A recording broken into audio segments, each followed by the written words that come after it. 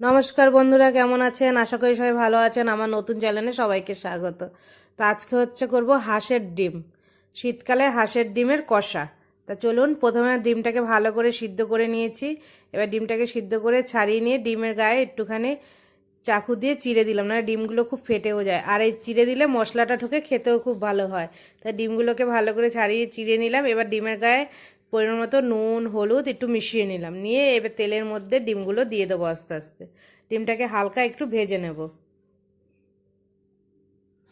এই শীতকালে হাঁসের ডিমটা খেতে খুব ভাল লাগে। ডিমের কষা বা ফুলকপি দিয়ে যে কোনো কিছু দিয়ে আপনার হাঁসের ডিমটা খেতে খুব ভালো লাগে।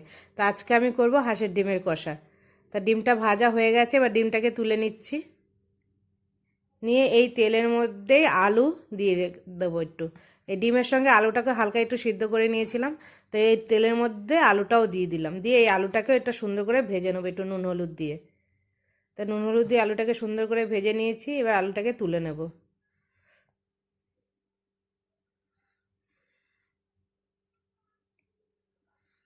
ব্যাস, সুন্দর করে আমার প্রত্যেকটা আলু ভাজা হয়েছে। বেশি ভাজার দরকার নেই, সিদ্ধ করাই তো আছে, হালকা ভাজলেই হবে। এবার এই তেলের মধ্যেই এবার এক এক করে সব মশলা দেবো। প্রথমে দিলাম পেঁয়াজ বাটা, তারপর দেবো রসুন বাটা, তারপর দিলাম আদা বাটা, তারপর দেবো টমেটো বাটা। দিয়ে এবার এটাকে সুন্দর করে কষিয়ে নেব, যাতে এগুলোর গাছ থেকে সব কাঁচা গন্ধটা চলে যায়। সুন্দর করে এই মশলাটাকে কষিয়ে নেব। নিয়ে এবার এতে পরিমাণ মতো নুন দিয়ে দেবো, আর দেবো হলুদ গুঁড়ো, আর দেবো লঙ্কার গুঁড়ো, আর জিরের গুঁড়ো। ব্যাস, এবার সব কটা মশলাকে সুন্দর করে আবার কষিয়ে নেব।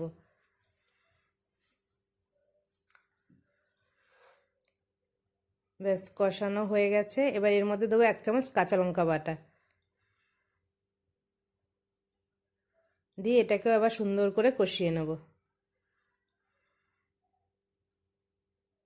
নিয়ে এবার এর মধ্যে কেটে রাখা টমেটোগুলো দিয়ে দেবো। এই টমেটোটাকে এই মশলার সাথে সুন্দর করে কষিয়ে নেব।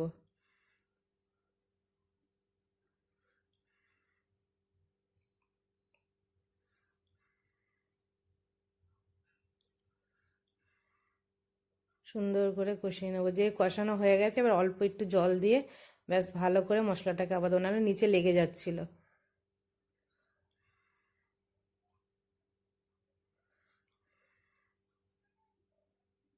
আমার মশলাটা হয়ে গেছে, দেখুন মশলার গা থেকে তেল ছেড়ে দিয়েছে। মশলাটা সুন্দর কষানো হয়ে গেছে। এবার এতে ভেজে রাখা আলুগুলো দিয়ে দেবো, আর সঙ্গে ডিমগুলোও দিয়ে দিলাম। দিয়ে এবার সুন্দর করে এটাকেও মশলার সাথে কষিয়ে নেব, ডিমের সঙ্গে আলুর সাথে।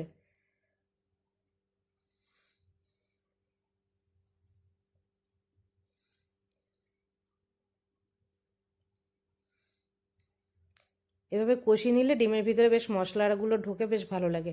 তারপর একটু পরিমাণ মতো জল দিয়ে দিলাম। এবার আপনারা যতটা ঝোল খাবেন সেই হিসাবে জলটা দেবেন। তো আমি অল্পই ঝোল করব, তাই অল্প জল দিলাম। দিয়ে এবার ভালো করে এটাকে এবার ফুটতে দেবো। যে হয়ে যাবে তখন এতে গরম মশলার গুঁড়ো একটু দিয়ে দিলাম।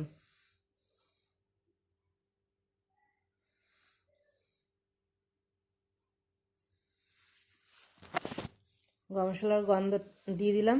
এবার এটাকে সুন্দর করে নেড়ে নেবো একটুখানি। ব্যাস, এবার আমি প্লেটে বাড়ি, দেখুন কেমন লাগছে। যদি আমার এই ভিডিওটা ভালো লাগে তাহলে একটা লাইক শেয়ার কমেন্ট করুন প্লিজ। আর আপনারা ভালো থাকবেন, সুস্থ থাকবেন, আর আমার এই রান্নাটা কেমন হয়েছে জানাবেন। তাহলে আজ আসি, নমস্কার।